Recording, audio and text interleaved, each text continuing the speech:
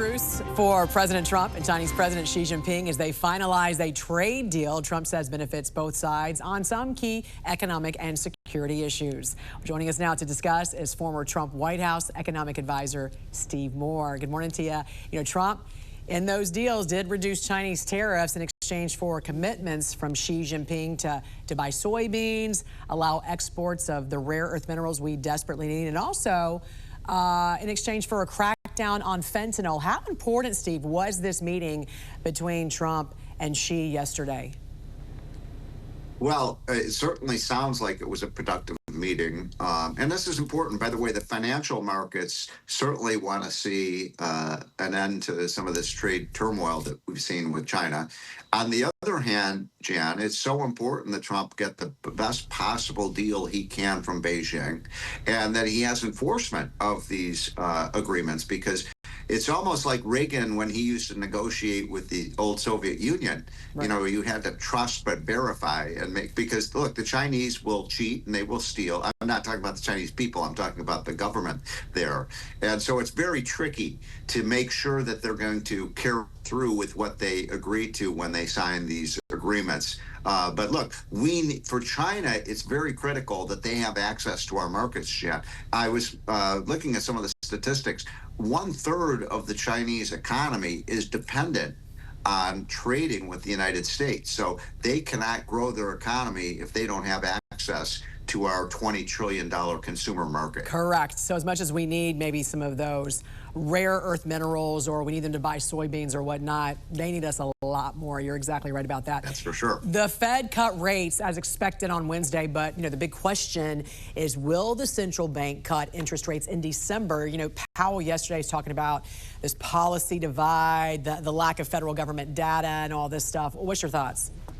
Well, I did watch Jerome Powell's speech yesterday afternoon, and I thought he was overly glum about the condition of the American economy. I mean, as I look at it, things look pretty darn good with the U.S. economy. We have record high on both the Dow Jones and the S&P 500. We are seeing, you know, really good. By the way, in Omaha, Nebraska, where I am at right now, I was passing the gas station, $2.69 a gallon. Wow, it's amazing. Gas. There in Omaha. Gas prices are low.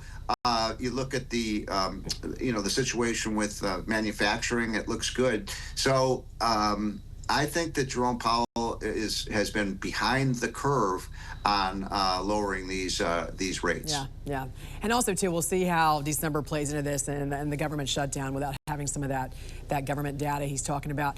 You know, we talk about the wins that Trump got in Asia, but we're also seeing the wins he's getting also with candidates who hold similar policy positions as him. I mean, look at Japan, look at Argentina. We had Trump-backed Javier Milei and his party scoring this decisive victory there this week. How significant is that win for the Trump administration and really for foreign policy?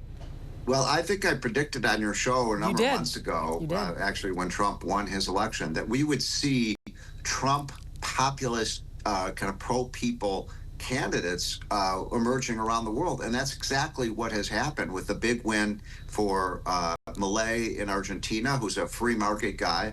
You saw what happened in Japan. They've got a more populist, this new woman who is the prime minister will be a more of a populist, who power to the people. Yeah. And I think people around the world are tired of arrogant, out of control and corrupt governments. And this is, in my opinion, a positive development. You know, Argentina 100 years ago, Jan, was one of the richest countries in the world.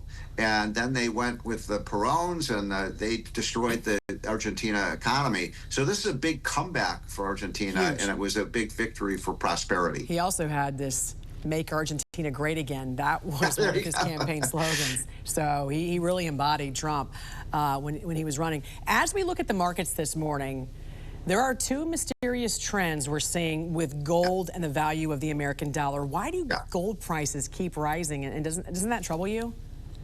Well, it's a mystery. It's a bit of a mystery because the gold price has gone up 50% over the last year. So anybody who invested in gold made a lot of money.